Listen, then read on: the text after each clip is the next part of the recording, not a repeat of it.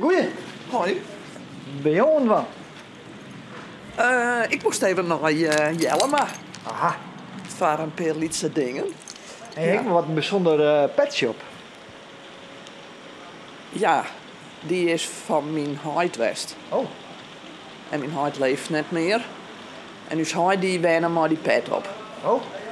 En ik had altijd zo'n omdat ik die pet graag ha. Ja, hè? Dus ik draag hem nou verder. Dus eigenlijk had het een hele emotionele waarde. Ja. Ja. Ja.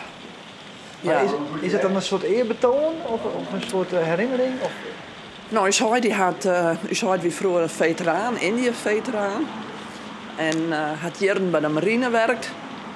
En daar var ik die pet. Ja. Ja. Ja. En waarom, ja, wat is het dan in jou dat je denkt, ik wil hem dan graag op? Nou, ik denk een stukje binding. Mooi Isaai. Ja. Het had voor mij wel een heel soort waarde. Ja, ja, dat snap ik. Ik een heel soort emotionele waarde. Ja. Ik vind gewoon heel fijn, die pet op. Ja.